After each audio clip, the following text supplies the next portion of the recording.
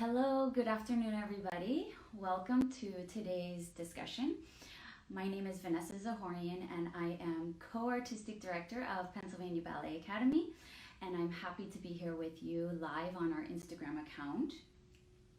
Today and every week we've been having discussions with special guest artists, and today I'm very excited to welcome Rubén Martín.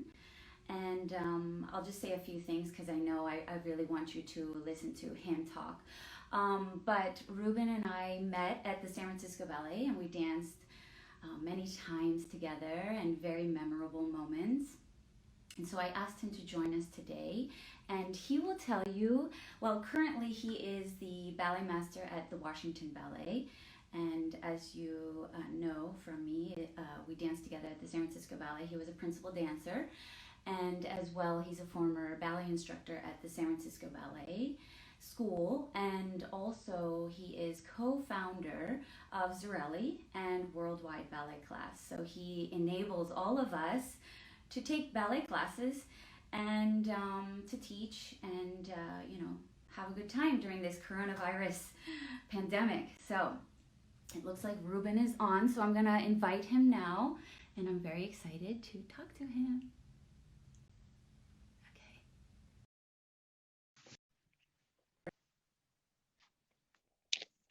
Okay, we're just waiting for Rubén to join us. Yay! Hello, Vanessa. How are you? I'm good, Rubén. How are you?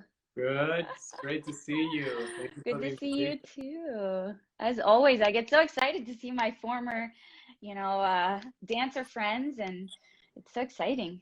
Yeah, it is for me too. It's very exciting to Mhm. chat about, like you said, memorable moments from the past. I know. Oh And my God. Takes us back, right? yes, totally. Can you hear me okay? Yes, you're wonderful. And me? I'm Yeah, okay? perfect. Ah, you don't have to wear these. Nice. Sometimes I feel like I'm in a fog with these ear things. So Ruben, why don't you start with us by telling us about your ballet training, where you started, then moving on to your professional career, how you ended up in San Francisco Ballet, and then your current status. So all that good stuff. It's lots of great stuff. Are Oh you yeah. sure you have time for that? I know. I was like, we only have an hour on Instagram, so I know we have a Right, lot to right. talk about. I think everybody's story is very interesting. If we start going at the details of the fun things about it, we can spend here all day. I But know. I'll try to be brief and to kind of give you an overview of how I started and how I got where I am. Perfect. We're a family of four brothers, and as you can imagine, four boys at a household can be very challenging for a mother. Oh, yes. So as we're starting to grow up and become more and more active and annoying at the same time, my mother decided to try a bunch of different things for us to keep busy and keep out of the house. Mhm. We did all kinds of sports, from soccer to basketball to martial arts. Wonderful. All She started to go into the arts as well, so she signed us up for music classes, for instrument classes, and finally all of these artistic courses were in the same area. Hmm. So she saw that there was a ballet institution there, and she became curious. But as she was unsure about ballet, because this is the thing about ballet in many communities, it's not very well known. So she kind of decided to keep the route of sports until she got to the only thing left in the school that was providing rhythmic gymnastics. So Mm. she went and talked to the teacher, and the teacher said, "Ma'am, this activity is I mostly know it's going to be something funny. is mostly for female, But because my mom, what was interested for her was the posture of the gymnast, right? This beautiful way they stand and this graceful way they move. So my mom wanted to add that into the list for us. Smart woman. Right. I'm looking for that for Isabella. Well, yeah, she's got the perfect parents for that. Yeah. So this teacher of gymnastics suggested that she took us four brothers to the ballet school right around the perimeter where she was taking us to music and so on. And we auditioned there, and they gave us immediately for scholarships to all of us because. And this is in Spain, correct? Spain. And Yeah, what city? The city is called Zaragoza, which is kind of like on the northeast of the peninsula, and that's how we started. Then we moved on to Maria de Avila School, which is the mother of Lola de Avila, who was director of the San Francisco Ballet School later on. So wonderful Lola. Wonderful Lola, wonderful. Love her. Wonderfully hard and strict, and great teacher, fantastic, and coach. And she produced very beautiful dancers as well. So we were lucky to train with her mother. She was a tough woman, and she really inculcated a very disciplined way to look at work and to really have that kind of mindset of always the consistency on the work is that's what's going to take you far. So we did training with her, and then as I was finishing up with my last year, she advised to audition for English National Ballet, whose director was Derek Dean at the time, and they were not really hosting auditions. It was more kind of like, okay, we'll just come and take class, and then we'll see what happens. And so I actually auditioned in October, got the job right away, and started like 20 days after. Nice. So it was amazing. Very quick transition. And you were about 18 at the time? Yeah, exactly. Out of high school and exactly. Great. I had an offer to the local company, but it was not a very well recognized ballet company yet, in a country that doesn't really recognize ballet as a just a cultural standard. So we had to go always abroad to different countries around Europe, and actually most of the students from that school, we ended up moving all over the world to dance. So danced there for 4 years. A lot of great classical ballets mostly. And every 4 years you kind of recycle those repertory ballets, and they start coming back to the repertory again. So after the 4th year, my brother, who was also dancing in Spain, had moved to San Francisco, to the San Francisco Ballet School with Lola at the time. And so he was telling me all of the wonderful things that you guys were doing in San Francisco, not only dancing the beautiful classical ballets, but also being challenged by new choreographers that were producing a lot of very interesting work, a lot of it. So that was something that really sparked my attention. And when you guys came on tour to London in 2000, I think it was 2000 or 99. You were in the company then, I think. Yeah. I joined 97. So. And you guys were doing Swan leg full length.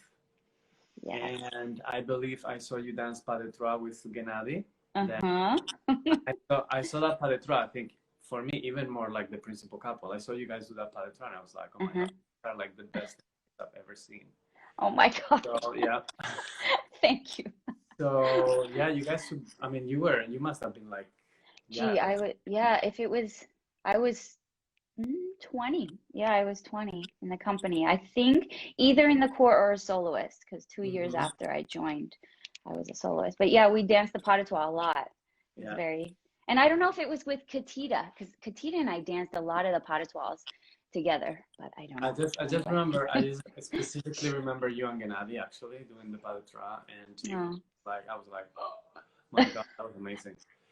So I auditioned, and funny thing, I was taking class with Helgi and Marlene right in front of me. Uh-huh. Ashley was teaching the class, Mm-hmm. and and I was doing the last exercise, the very last exercise of the class, finishing with Tombe Padure Assemblée, double tour. I slip and I fall on my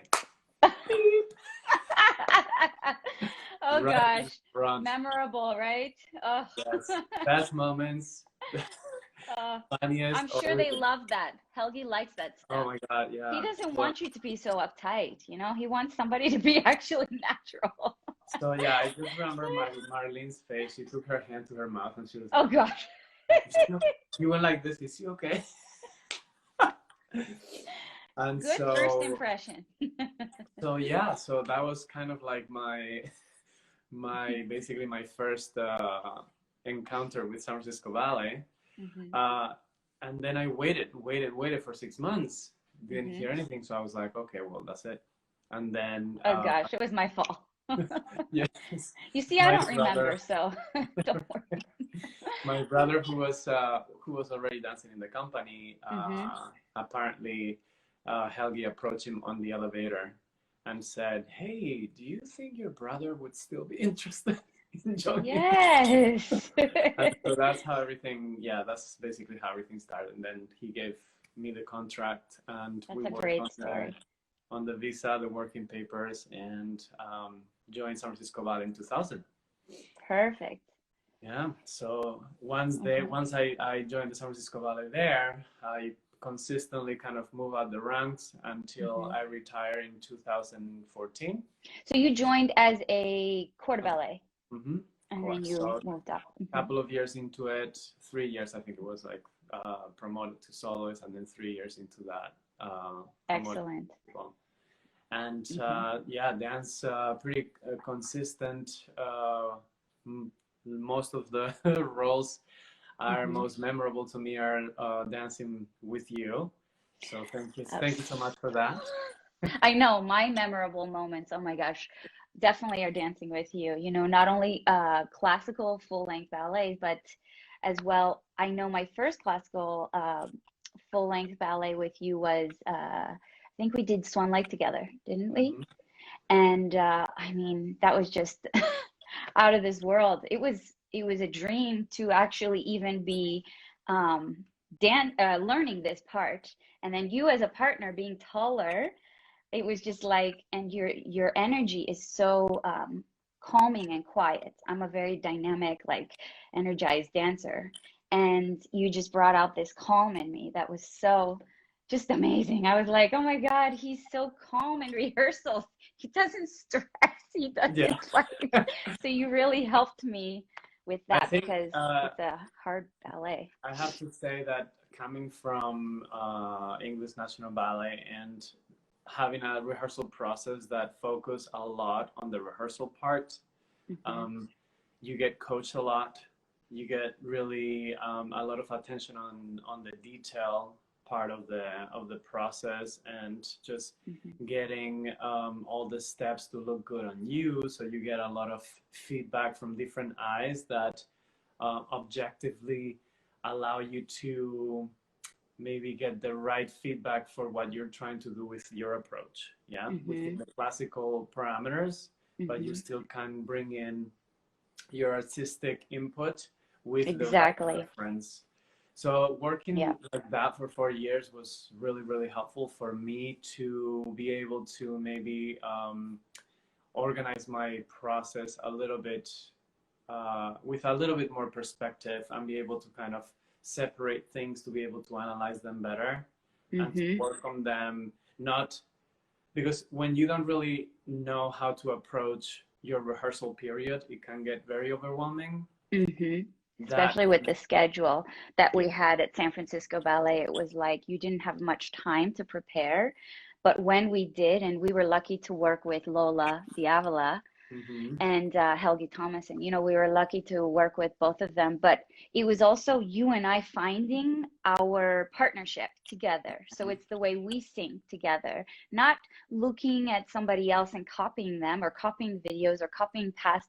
Like we found something that was, you know, so in tune. And this role, and I think Giselle as well. We danced Giselle. That was my first time ever doing the full length of Giselle was with you. And these two ballets are very soft, especially White Swan, very soft, ethereal, finding your artistry. And I feel like you helped bring that out of me. You can't teach artistry to somebody, but you can develop it and bring it out. And I think that you helped me find my own artistic side. And that I'm thankful for. I'm just Oh, like, yeah, I mean, it was just so that experience as a classical ballet, you know, that I'll always remember and cherish because you always remember the first time you're on stage in something like a ballet or contemporary piece. And, you know, as well in the contemporary works, like the two memorable for me are Within a Golden Hour, mm-hmm. Christopher Wheeldon's ballet, doing that pas de deux that was choreographed, I think, on Katita and Mm-hmm. Damian Smith, Katita Waldo, Yes. and being able to interpret our own and find our energy, the sync, because it's easy to jump off of each other and not be in sync in that pas de deux. And I think with you, you always wanted, or it was just inbred that we found this, you know, like it's like ethereal quality together. So it's not dancing solo, coming together as partners, but finding that. And that really just transformed me as a dancer. So I want to thank you. It was like, Well, that's very nice to hear, and I also mm-hmm, learned my good share from having danced with you and having that opposite end of the spectrum to be able to balance the partnership out. Because, as you say, I'm more of a lyrical kind of dancer, and mm-hmm, it was always asked of me to bring in a little bit more of that kind of dynamic side to my mm-hmm. dance. So I think having that and seeing you kind of go through that, your work ethic and how focused and serious and hard worker you were about your career really inspired me to kind of bring that other side of me that was not just focus on, you know, the smooth quality of the movement, but bring some edge into it, you know. Thank you. I think it's very important to have Mm-hmm, the balance in order to uh, because being a principal dancer in a company is a big responsibility in the sense of not only just achieve the work that it is requested for you to do or you being casted for, but also be able to mold yourself mm-hmm, to definitely acquire all the different styles to bring yourself into whatever role you're trying to do, right? So mm-hmm. your Swan Lake uh, second act versus Mm-hmm. your Swan Lake third act, because of Exactly. your nature, talent as a dancer, and your ability. I'm sure, and correct me if I'm wrong, I'm sure your Black Swan was probably much more natural to approach than your White Swan. You know, you would think so because I'm a very powerful, dynamic, energized, you know, I can dance fast. But actually, the Black Swan, Helgi and I really had to work on it because it's it's something that it's not like it's not like it was really challenging. I felt like the White Swan was easier for me to interpret that lyrical and just let go than the Black Swan, which is Mm-hmm. because the Black Swan, I mean, it's like you need to be multi-dimensional, not just strong, but you need to be like it's tricking you, you know, into seducing. And this is something that really comes with maturity, with doing the part many times, doing the pas de deux. So believe it or not, that was so challenging. And Right. he was trying to get something out of me even the day we went on stage. I don't know if you remember this, but we were doing our stage rehearsal, our general, and he was like, there's just something missing, Vanessa, you know, you just need. And so finally by the show, I think I portrayed it. I felt like I did, but it really just took something out. You know, you just have to really go beyond and Yes. internal. And how would you feel the natural quality, not just acting, you know, Yeah, exactly. acting as well, but how would you feel in this, putting yourself in that place? So, Mhm. I think but that's a great part of the process, is to be able to find that multi-dimension aspect of a role. mhm, And like you were describing in Swan Lake third act, as much as is, you know, part of it, what I was probably referring to mostly would be the technique that you like, the way mhm, that you approach the technique on that specific act, which is mhm, super technical. And for right, that, it's interesting that you're mentioning and you're talking about this aspect, because as hard as that technique is, that was kind of like the easier part for you than the mhm, actual character, right? yeah, yes, yes. Having them balanced is definitely the challenge. Exactly like you say, I didn't really have to think much about the technique part. I had to bring out the steps with the feeling, emotion. It's, you know, a lot of dancers think that it's all about the technique. You refine your technique, and this is what you do in the school. But at a certain age, you have to interpret your own feeling and emotion into the movement. So it's not like a machine, like a Right. mechanic, you know, and this is something that I actually loved. I love dancing the story ballets because, you know, I knew I could do the technical, but I wanted to bring out in me that, artistic side. Hmm. Anyways, enough about me, about you. And I have to say that over the years and watching your development from those first times that you portray the main role in a full length ballet till the end, when you know, had that kind of that maturity before you decided to retire, I have to say that the kind of spectrum that you improve, that aspect of creating a character, and how much depth you acquired for every role was amazing to see. So I Thank had you. already retired, but I remember Thank like you. watching your Swan Lake. I think it was like the third time around. Is that right? Mhm. Yeah, maybe. You mean the one with Taras or the Yeah, last one I with think David? the last one. Yeah, the last, Yeah, retirement. Uh-huh. yeah. It was like wow. You know, it's Thank just you. how much you Oh. learn. Like you said, how much you learn from doing over and over and starting Mm-hmm. to be able to find the next layer and the next layer and the next layer. Right, right. The Yeah. years, the So depth. for Mm-hmm. me, interesting about first full length Uh-huh. with the company, the first full length that I danced with you was Giselle, Mm-hmm. and you guys had learned it during, because the way the San Francisco Ballet season works is very interesting. Mm-hmm. So you start to work in July, August, something like Mm-hmm. that. But for the most part, you don't get to perform until Nutcracker. So we have Right. this period of time to learn all the ballets that then will happen in the season. Mm-hmm. Because the opera and the ballet share the season, they have 6 months for each entity. So Mm-hmm. we don't get our share until Nutcracker, and then we go all the way till May. So that's 9 programs, including Nutcracker. Mm-hmm. So you guys learned Crazy. Giselle in October, I believe, Uh-huh. and I think I was just like understanding. I wasn't even learning it. And then I remember, I think you were rehearsing. I'm not sure. Correct me if I'm wrong, but I think you were rehearsing with Zach Hench. Can that be Let me think. You know what? I was rehearsing with David. David? Do you Okay. remember? With David first, and then he Mm-hmm. got injured, I think. Got injured, and then I Mm-hmm. jumped in, and I had to learn Giselle in 10. I had to put it up in 10 days. It was like Mm-hmm. the most insane endeavor I've actually ever Mm-hmm. approached.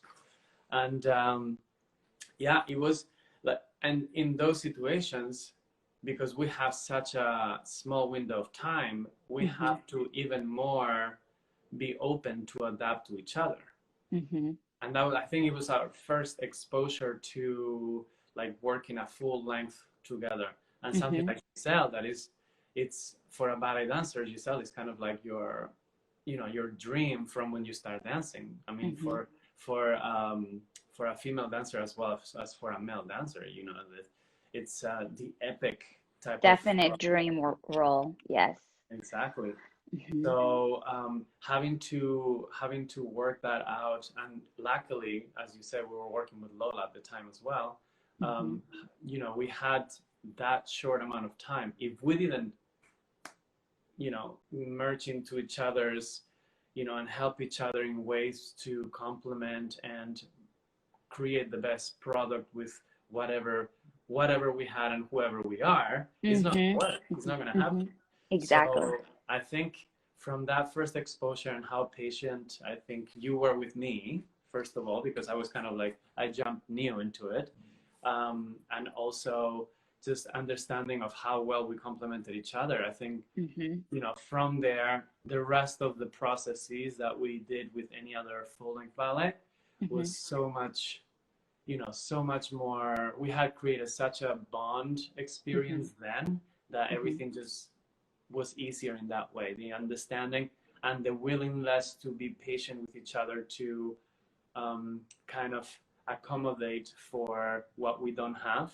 You know what I mean? Yeah, That, of that course. was super. Yeah, that was great. It was such a memorable time. And I think at the time, Jean-Yves was wasn't he the artistic director of or the director of the ballet school, the San Francisco Ballet School? I think it was the trainee. Yeah, I think the trainee or something like that. Oh, the trainee.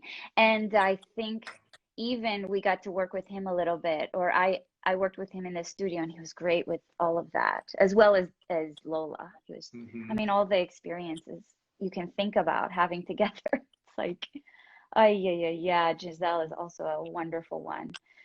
And they're all in the archive Yes, at San Francisco yes. Ballet. It's great. Also another memorable ballet of mine that I danced with you is you're fantastic in Jerome Robbins pieces. I mean, you are just the epitome of that, you know, style. And we did In the Night together, and so that was the first pas de deux. So amazing. It was my first time ever getting to do it. I know you had lots of experience. You had Yuan Yuan Tan, you had Julie Diana, and you know, a lot of people. But to get to dance with you again, knowing that you would bring out that soft, because that pas de deux is all about soft. It's all about, you know, just flowy and bending and moving. And I just had so much fun doing that as well with you. But maybe you could talk about, I don't know, you just always in San Francisco Ballet were in Robbins ballets, and you were, you know, I mean, from Dances at a Gathering to In the Night, and I could Fanfare, right? Fanfare. Yeah. Oh wait, Fanfare. No, Actually not that one. Fanfare was, is another choreographer. But no, it's Robbins. It's Robbins. Yeah. oh, it's Robbins. It's Robbins, right? Yeah. And then there's also the the concert. Oh my God. Yes. I mean, I could just keep naming. They're amazing. But maybe you could talk a little bit more about that, and you know, why those were so easy for you, or I don't know, they all just picked you. Yeah. Well, I have to say that the first day I joined the company, it was that's a funny story too. It's a little diversion from what we're going to, but we were rehearsing. It was the first day of rehearsing Fanfare, actually. I remember that. So it was kind of like my first exposure to the San Francisco Ballet was rehearsing Robbins already. And the funny story is, so I'm joining a little bit into the season because of my visa, right? And finally get to San Francisco. I'm accommodated in my flat with my brother and Gonzalo. And it's my first day, my first class, and you know, I'm just like warming up.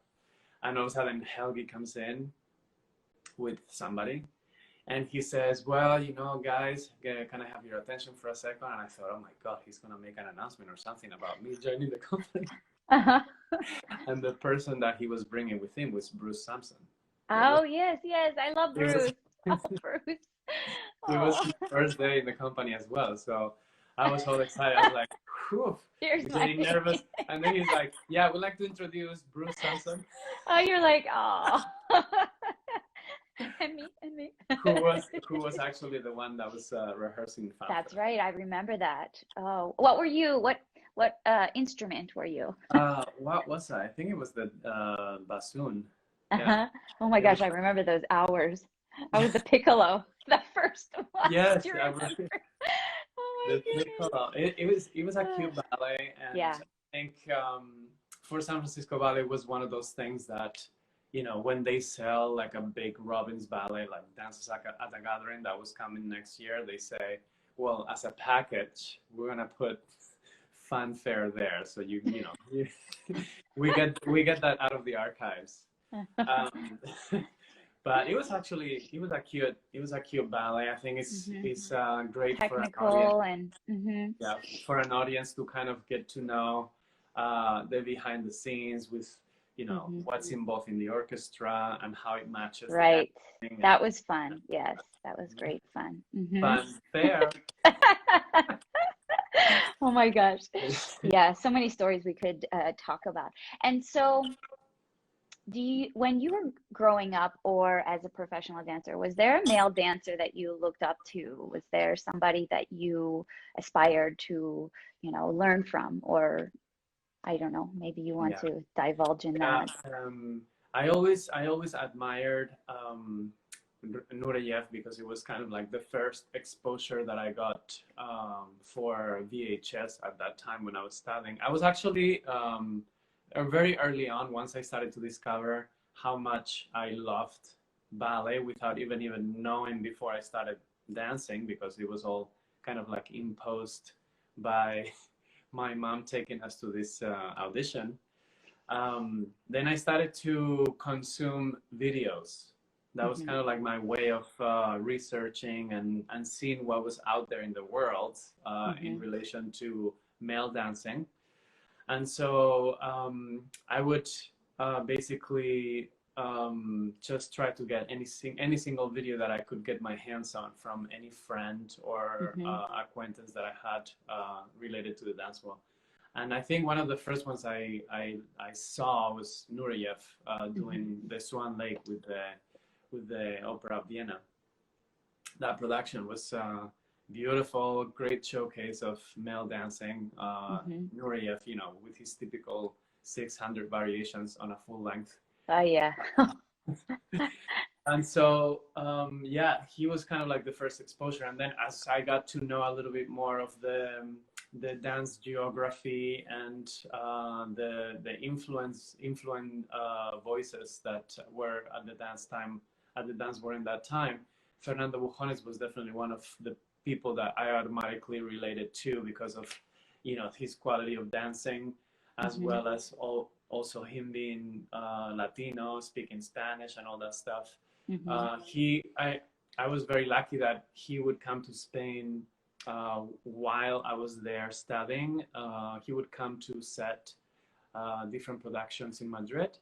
Hmm. Started off by providing summer programs in a little school in Madrid. So a friend of mine and myself would drive there and take that 2 weeks, and it was kind of like almost, you know, Awesome. like a religious experience. You know, just going there is like our dream fulfilled by taking class by Mm. Fernando Bujones, you know, for 2 weeks. So amazing. Yeah. Then the next year, my brother came, and so on, and so I participated in different productions from there. Hmm. That was my first exposure to the Nutcracker as well, because in Spain the Nutcracker is not a popular thing like it is here. It's kind of like Right. the Hmm. Christmas thing, right? Hmm. Yeah, Bujones for sure, and of course Baryshnikov Hmm. was kind of like I I just saw Baryshnikov as so different than me, Hmm. that even though I admire him so much and I value and appreciated his gifts, I thought, oh my God, the distance is so great. You know, like Hmm. I don't know if I will be able to do these kinds of technical things.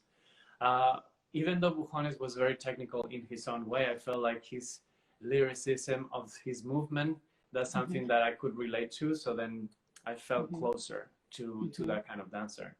And then also there was this very well-known documentary by the BBC. It's called I Am a Dancer, and it's featuring Peter Schaufus. It's 4 episodes, and also that was one of the first videos that I got my hands on. And it kind of goes through, that's when I realized the almost the unbalanced and unfair kind of the way that the world sees ballet for male dancers at the time, you know. That relates to, you know, my experience in school, and how when people find out that I'm doing ballet, there would be a lot of, you know, just questions, and people picking on you, like, because they don't really understand what ballet is, and it's not something so well recognized in the society where I was living in the country that I was living in. So, you know, I got a lot of my fellow dancers too. We felt like it was not well understood for people to recognize and to appreciate what we were doing.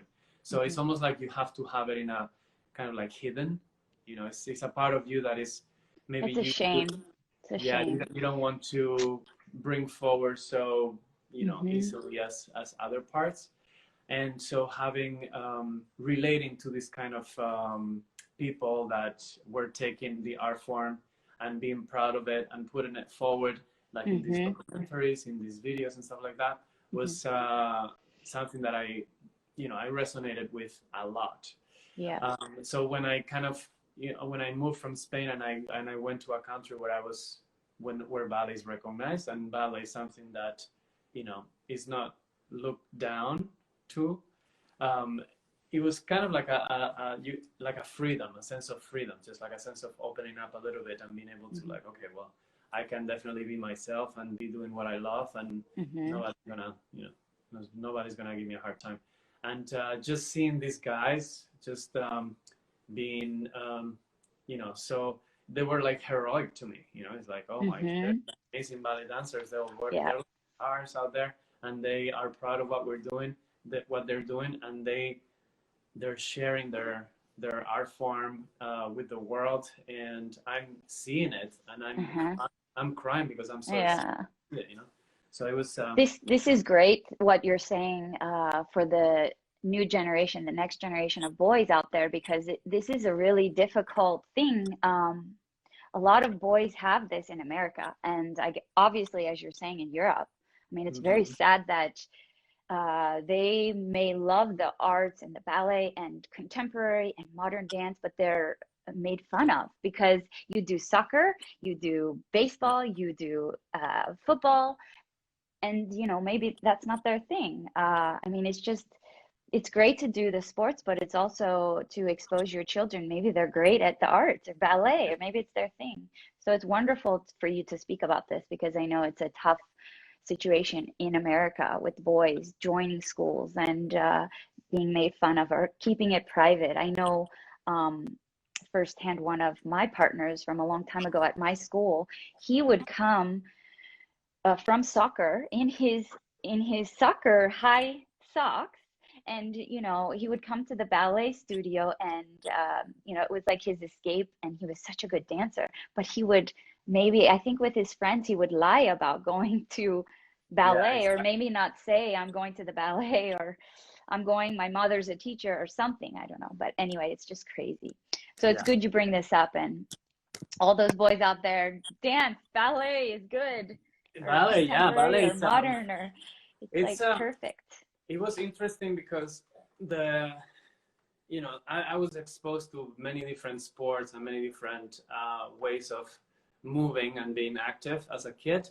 But I think understanding how complicated and how much multifaceted and multidimensional dance in general is, kind of sparked my interest much more than soccer. And maybe it was just the coaches were not that we're not that deep with the kind of information that they would share with us as students. But I found like I like to find the reason of how to solve the puzzle always, you know, like I like to decompose things to find the mechanical ways of how things work. I was always like that as a kid. So I think I use that for ballet as well. Just the complexity of dance for me was a challenge to be able to like decompose and figure out how to work this in order to match this, and then to be able to transfer it to there and so on. And that's how I am as a teacher as well, right? So I like to Yes, let's go into your teaching. So let's go in, because we're going to this topic. Let's go into talking about your transition, your retirement into becoming a ballet instructor at the San Francisco Ballet School. That was your first transition, right? Let's talk about that, and then lead into your current status as a ballet master at the Washington Ballet. Yes. So as I was kind of like seeing the end of my career, I took an interest in teaching because, as I was saying, the way my mind works likes to analyze and decompose things in order to better approach them. So that's what I would do with ballets. I would, you know, break them apart and be able to, okay, just here I'm gonna do this, here I'm gonna, you know, like take it more like that, and you know, just find my own way to approach the ballet with this mechanical way of looking at it. And so the teaching was like, I started to actually decompose my own technique and be able to bring teaching or bring that element into teaching and creating the classes. So what are these exercises good for? How can I make it better so it's more organic? And how, you know, things like that. So I started to test my abilities as a teacher. I would do some part-time, while I was dancing still, I would do some part-time with the school, with the San Francisco Ballet School. And at the time, Lola was stepping down, so Patrick Armand was going to be the new director of the San Francisco Ballet School. Patrick and I go way back. He was a dancer in Boston Ballet, but he used to guest a lot with English National Ballet during the time. I didn't know that. Okay. So we kind of, he actually helped me a lot when I was there. He was very helpful and always very encouraging with my career. And so when he came to San Francisco Ballet School, I was like, oh, wow, this is amazing. I immediately reached out to him, said, you know, I'm interested in this. He said, oh, of course, always very welcoming, opened the doors for me to come and teach whenever I had free time. And so my last 2 years, that's what I did. That led me into wanting to take it more seriously. And my last year dancing, one of the places in the school, the faculty openings, just I think it was Jorge that retired. So that Jorge. Yeah, exactly. And I was lucky. Wonderful teacher, Jorge. God. Oh my gosh. And dancer, right? I mean, all that history there, Jorge. Esquivel. Guy. I used to love, oh my gosh, I used to love going into his classes as a female to take with the I don't know, he just had this great energy and he gave such a good class, and I just anyway, let's go back to that's an amazing teacher, and you know, it's just like the inspiration that he transmits to you, you know, from all of his obviously his history, but also like who he is as an artist was amazing. So I joined the school, and Patrick and I work very closely because as I didn't have that much experience as a teacher, I would watch him a lot, guide me a lot in two ways. Awesome. So, yeah, exactly. He's a fantastic teacher. Oh my gosh, Patrick. Yeah. So he helped me a lot in developing myself as a teacher, and also creating that interest, an ongoing thing, not just like, okay, well, I know my steps, I know my structure for the class, I'm just gonna keep doing this until God knows what happened next. But no, I was in a constant mindset of wanting to improve, and I think the feedback was the kids. Like the kids would give me the right way to keep improving. So, you know, like And which class did you have? Were you more the advanced older class or? yeah. I had at first, I had the level 7, which is the second to last level before they get into. Okay. So Uh-huh. then I think the second year he gave me also the level 6. So that's a little bit more intermediate level. And yeah, I continue with those. I added partnering also into Nice. my number of classes. Because you were an amazing partner, Ruben. I mean, amazing. Just, It's all about sensitivity, I think. It's all about, yeah. you know, like it's all about the making your partner feel the best so you can You dance. always asked me, does this feel good? Is this a good position for you? You always wanted me to look my best. And it wasn't about you back there, like just solo. I mean, it was just always, your partnering, Yeah, like well, find the hip for or me it whatever. was, yeah, for me it was more important for you guys to like look good and, you know, be comfortable, because that's ultimately who the audience is looking at, you know. So Yeah, yeah, um you know, it's great. what's the point for me to look good behind you if Well, then you're gonna be like, you know, struggling or right. No, whatever. I So mean, you had that great quality. And I'm sure that well, you get to coach now, ballerinas and dancers and pass that on now at the Washington Ballet. So that's super cool. Talk about that. How did you transition from transition, yeah. the school, San Francisco Ballet School into going, all the way East Coast? East Coast, yeah. Well, Yeah. you know, you just go where the opportunity is. Hmm. And at the time, when I was still in San Francisco, I had this interest of going back to company environment and work more on like a coach capacity, ballet master capacity, just to see what it was like, really, because Hmm. my only experience other than dancing was teaching. So I wanted to kind of add another layer of what working with professionals would be and how I Hmm. would fit within that, because I was looking at myself kind of, you know, just experience of all the different fields to be able to see also like how it would fit in being a director, for example, you know. Hmm. So I figure for myself, the more aware I am of all the different layers of a ballet company or a Hmm. school, I think the more knowledgeable and the more compassionate I can be about understanding where the people that I work with are and Hmm. what they're going through. Amazing. That's great. So, um, you know, the transition became very, very natural, just like from dancing to teaching. I was always interested in that kind of analyzing what I do. Hmm. So I'm a very methodical person too. So I think for working in teaching a ballet, coaching a rehearsal, and creating schedules and Hmm. casting, you know, just it wasn't that hard. It took a little bit of adjustment time, but it ended up being quite natural for me, and I enjoyed all the aspects and having a little bit more diverse kind of plate in front of Hmm. me, as Hmm. opposed to just teaching the class. I Hmm. like to have, you know, a little bit of this, a little bit of that, and be able So to. you teach, company classes and you coach and you're in charge of ballets that you will set on the dancers. Do you do any choreography? Oh, I don't. I No. don't. That was very clear early on. Really? Just like the teaching was very clear, Hmm. that that was gonna be my path. But have you ever had the opportunity? You never know because I always said I'm not the choreographer.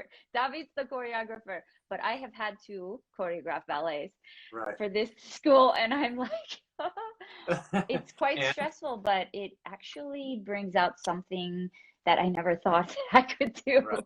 and it's not bad. Yeah. I haven't tried really. Um, Hmm.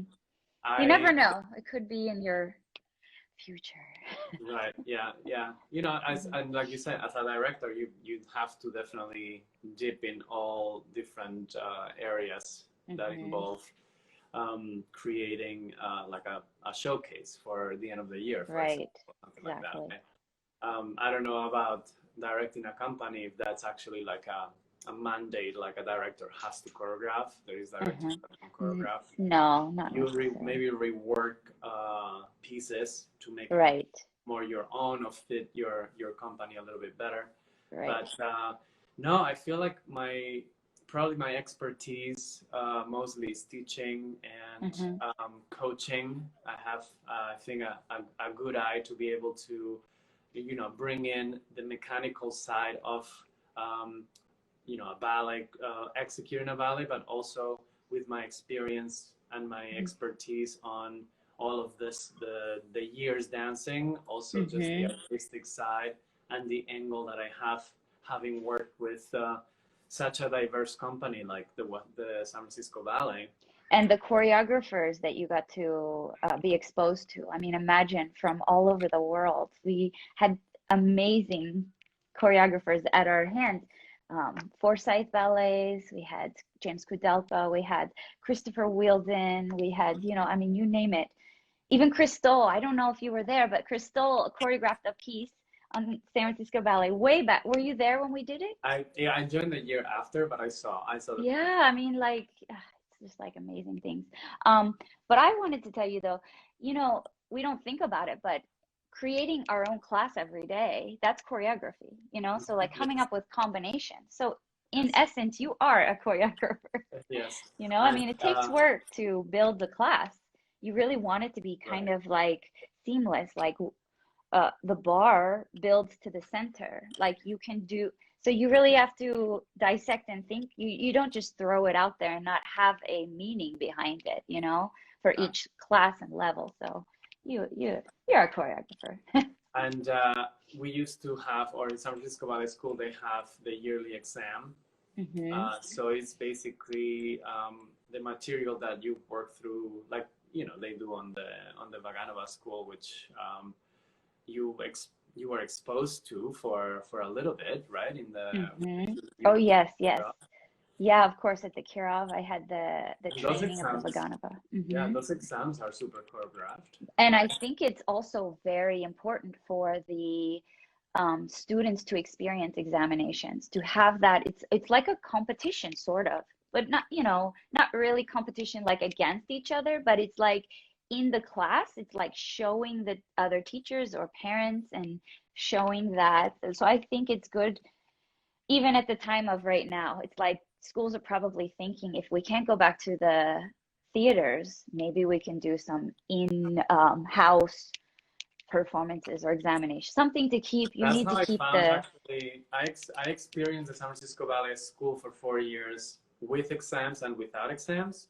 And with the exams every year, that's how I saw the dancers improve the most. See? There you go. That's awesome. Like, the difference was great because the San Francisco Ballet, the school, the things that they have to look for in terms of performance is usually Nutcracker and the end of the year showcase. That's exactly what we do here. Unless you are a trainee, where there is different opportunities that you have in order to perform a little bit. But so the exams were a fantastic bridge to go from Nutcracker to the showcase, to keep that mentality and keep that student motivated. Right. Exactly right. Have the the inspiration to keep improving on a daily basis. So it was so very important. And I took a lot of joy creating those exams, choreographing the exams. Making them, like you said, like almost like a performance, with the continuity of them, just rehearsing up until, like running the whole thing through. So you're like exhausted by the end of it. So it's really a performance for them. They took it very, very seriously. And I also like created that mentality of, okay, well, it was not like, in the end, it was not like high stress, but I created that build up for them to feel like, oh my God, the exam is coming, Make it more like a performance. And it was great. Yeah, it was great fun. But that's the point where I really saw the step up, like the biggest improvement jump from the students, for sure. I mean, it's wonderful. Ruben, let's talk about also. So you're co-founder of Zarelli and co-founder of Worldwide Ballet Class. So talk a little bit about that because we have to stop soon. So I would love, Yeah. I mean, this is a huge thing for But people to, before we do that, I want to show you yes. something Okay. that I meant to show you before when we were talking about our partnership and stuff. At the end of my career, the dancers created this a lot of footage that I don't know. Oh, I love it. I see it. That one, but this one, Oh. Divertimento 15. Hello. Divertimento So that one. 15. George Valentine. Lisa, Yay. hi. I love it. Fifth season. Oh my goodness. We have so many good ballets together. And let's see, we I have love In the it. Night. In the Night. Oh. There you go. And I think, This is and of course, fantastic. Swan with Lola. I love it. Swan Lake with Lola. The best. So Oh I my just God, wanted to show Ruben, you. thanks. That's awesome. I don't have digital copies of those pictures, but I'm sure the ballet might have. If Even there's anything you need, I can send you. I might have some of those. Oh, really? So I can Oh, send cool. you. Yeah, that'd be awesome. I can send you those. I'm running out my Instagram material, so. Yeah. But yeah, so Zarelli was created basically. Mateo Kleinmeyer, who is a good friend of myself, and Diego Cruz, who is a dancer. Now he's solo, he just got promoted. A dancer with the San Francisco Ballet, who is kind of like my little brother. We come from the same school, and I always look out for him and kind of help him build up his life outside of his home. And we always kind of like we're brainstorming in ways to keep, how to improve dance clothing and make it more functional for dancers. So we saw one would be like, adding certain technology elements into clothing, like we're doing with the tights is the compression elements. And the other one was the visual. It was kind of how to create a much more aesthetic line with clothing. That one, we had a lot of ideas that we were not able to accomplish in a technical level. So we're still looking. But you did accomplish, look at this like amazing, like athletic line that you guys have. And then the tights and all over every school and company wears the Zarelli 1 and 2 tights and the black tights with the different compression. I mean, it's just amazing what you guys did and came up with, and going around to each company dancer or company. I know Mateo was doing this a lot in the beginning and figuring out what felt right and good, and it was nice that we could all be a part of the process as the dancers, and so that was amazing. We wanted to make it for the community, for you guys to be involved, and we got all the feedback from all the role models that we started with at the time, the friends that we had danced with, so we wanted to create community and to make ballet clothing more functional and useful for dancers to help with their daily routines. And then Worldwide Ballet Class too was basically a development from the pandemic. As everybody had to stay at home. I know you guys did that so quickly. You put that together like, wow, it was just amazing. Because when I first heard about it, and then I think the next day the company's closed down. Well, Diego was the one that started in San Francisco, and so he created a couple of classes with his friends, and then I jumped in and joined the project. So now it's a platform free for anybody that wants to take class with amazing teachers like Vanessa and David. Thank you for inviting us. Collaborated with us, and we're so much fun. It's so much fun. I mean, what you guys are doing is amazing. But not only that, I'm so happy because I think it's going to shut off soon, but I'm so happy that you were able to talk with me today. It's so great to see you, Ruben. You too. Yeah, it's been a lot of fun. I wish you all the best. I wish you just so much success. And, like always, it's very fulfilling to see you and talk to you and have remembrances about our career together. And you have just such a wonderful bio and career. And I wish you all the best for everything you do. You too. Thank you for inviting me. It's been such a wonderful, heartfelt conversation, and I really appreciate what you guys are doing. Oh, thank you. Come Come visit us, okay? Yes, yes, yes. Come visit our school. We're on it. We have to. Yeah, we have to Okay. do something. For Whenever sure. you want, just let us know. Okay. Thank you, Rubén. Thank you so much. Mwah. Thank you all Lots for of watching. hugs. Take Okay. care. Bye, Rubén. Thank you. Bye-bye.